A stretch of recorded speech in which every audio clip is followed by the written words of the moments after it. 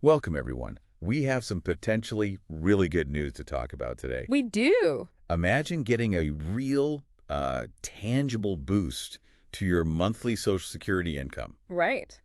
We're looking at a proposal that could seriously put more money in your pocket each month. Yeah, it's definitely something worth unpacking. We're going deep on this idea that's floating around, basically, setting a minimum Social Security benefit, but tying it directly to the federal poverty line. Okay. We've been looking into the details, what the sources are saying about it, and what it might actually mean for beneficiaries. For you. So our mission today really is simple. Help you understand how this specific proposal could affect the number you see on your monthly Social Security check and, what that means for your overall financial situation. Let's just dive right in. Okay, so to really get why this proposal is, well, significant, we need to look at how things stand right now. Right, the current picture. And it might surprise some people, but millions of folks on Social Security are actually living below the federal poverty line today. That's pretty stark. Mm-hmm. And for 2025, just so we're clear on the numbers, the federal poverty line for one person is $15,650 a year. Mm-hmm. Break that down monthly, and it comes out to what, $1,304 a month? They're $1,304 a year. Think about trying to cover rent, food, utilities, Yeah. everything on that amount. It's tough. It really is. Now, compare that $1,304 to the current minimum Social Security benefit in 2025. Okay. It's just over $50 a month. Hey, $50. 50, yeah. That might cover, what, a couple bags of groceries, maybe part of a utility bill. It's obviously nowhere near enough to live on. Why?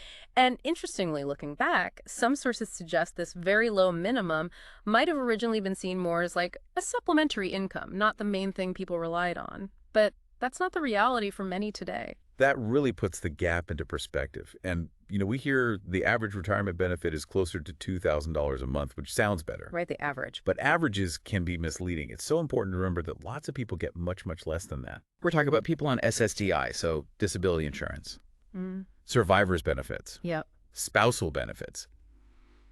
For a whole lot of beneficiaries, these lower payments mean they're constantly struggling just to make ends meet. Which brings us right back to this proposal, the minimum benefit idea. Okay. So one main version of this, the one getting a lot of attention, basically says, let's raise all Social Security benefits so that everyone gets at least the federal poverty line amount. So at least that $1,304 a month for 2025 we mentioned. Exactly. $13,304 minimum for everyone receiving benefits. Just think about that for a second. If you're getting, say, $800 now, or $500, or even that $50 minimum, Right. this could mean a huge jump in your monthly income. We're talking hundreds, maybe even over $1,000 more each month for some people. That's serious money. The potential financial impact is, it's massive for those individuals. It essentially sets a floor, a guaranteed minimum income level, and the direct result would be lifting a lot of Social Security recipients out of poverty. And critically, under this specific plan, Yes. if you're already getting, say, $1,500 or $2,000 a month, Yeah. your benefit wouldn't go down, right? That's the key point of this iteration. It creates that safety net, that floor. Without cutting benefits for those already above the poverty line, they would continue receiving their current higher amount. Okay, that's a really important distinction because there's another idea that sometimes gets mentioned, sort of a flattened benefit. Ah, yes, that one's come up. Can you quickly touch on that? Why is it maybe less likely? Sure. So that alternative idea is simpler on the surface. Just give everyone the same benefit amount equal to the federal poverty line. So everyone gets $13,304, period. Okay. But the immediate and very large problem there is, what about all the people currently getting more than $1,304? Uh-oh, right. Their benefits would have to be cut, potentially quite significantly, to bring them down to that flat level. Ouch. Yeah, you can see immediately why that would face, let's say, a lot of resistance. Exactly. People have planned their retirements, their finances, based on earning those higher benefits. Suddenly cutting them back would be, well, politically very difficult, to say the least. Probably a non-starter for many. Makes sense.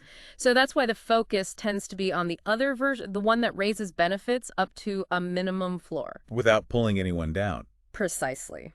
It targets the poverty issue directly, potentially putting a lot more cash into the hands of those who need it most each month, while keeping things stable for those receiving higher benefits. So just to be crystal clear for everyone listening, The proposal that could mean a real positive difference in your monthly check is the one aiming to make sure every Social Security recipient gets at least $1,304 per month based on the 2025 numbers. That's the one. It establishes that concrete income floor, a much-needed boost, frankly, for those currently below that line. Yeah, that kind of baseline could offer some real financial stability and maybe peace of mind.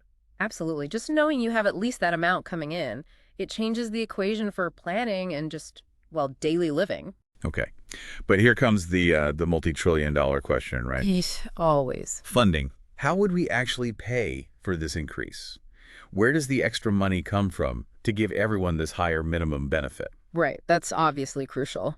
And the sources we looked at point towards an interesting potential avenue, doing a better job investing the money that's already in the Social Security Trust Fund. It's a trust fund. That holds a lot of money, doesn't it? It does. We're talking around $2.7 trillion in assets right now. 2.7 trillion. Okay. Oh. And the issue is how that money is being invested. Sort of, yeah. The sources suggest the returns on those investments have been relatively low. Like how low? Well, the figure mentioned for last year was around 2.4%. 2.4% on $2.7 trillion.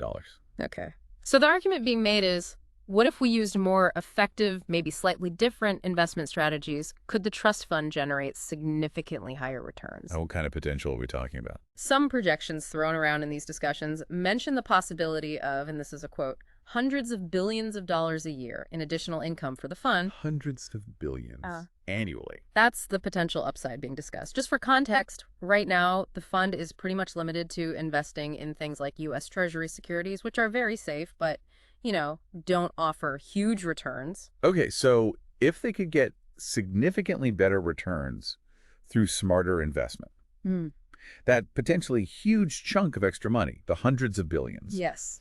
that could theoretically be used to pay for raising the minimum benefit to 13 turn or 4 for it. That's the core idea being floated. And potentially do it without needing, say, big tax increases or cutting benefits elsewhere. That sounds pretty appealing, like a financial win almost. That's the hopeful scenario presented, yes. Yeah. It offers a possible path to boost benefits for the most vulnerable, directly increasing their monthly income, funded through better management of existing assets rather than, painful cuts or hikes. It definitely sounds promising, at least conceptually. But Yeah. what's the reality check here? Where does this proposal actually stand right now? Is this something we could see happening soon, leading to bigger checks? Yeah, it's really important we're upfront about this. Okay. As of right now, today, there is no specific, concrete plan for Social Security reform that lawmakers have agreed on. None. So it's still in the discussion phase. Very much so. Our sources are clear. There are lots of different ideas, lots of proposals, including this minimum benefit one being talked about. But the future, honestly, is still uncertain. It's worth noting, too, there have been pushes to raise the minimum benefit before, and they've run into, various roadblocks in Congress. Okay. So let's temper the excitement slightly. While the potential for a significant boost in your Social Security income is definitely being discussed, Right. it's not a done deal. It's not guaranteed just yet. It's one possibility being weighed as part of that bigger ongoing conversation about Social Security's future. Something to keep watching. Exactly. It represents one potential path forward, and it's a path that could have a really positive financial impact, especially for those getting the lowest benefits right now. All right, so let's wrap this up. Key takeaway for you listening. This proposal to lift the minimum Social Security benefit up to the federal poverty line, that $1,340 a month for 2025, could mean a very real, very substantial increase in your monthly income if you're currently below that level. We're not talking about cuts here. We're talking about the possibility of more money building a stronger financial floor. Yeah, it really underscores how Social Security could provide a more substantial base income, making a direct dent in poverty among beneficiaries. It's not just tweaking the numbers, it could be a serious improvement in financial security for millions. Definitely. Yeah. And maybe here's the final thought for you to chew on. Think about that huge gap between the current minimum, just over $50, and the proposed minimum of $1,304. What difference would a guaranteed income floor like that make to your own financial planning, your budgeting, your peace of mind? It's a powerful question. It really is.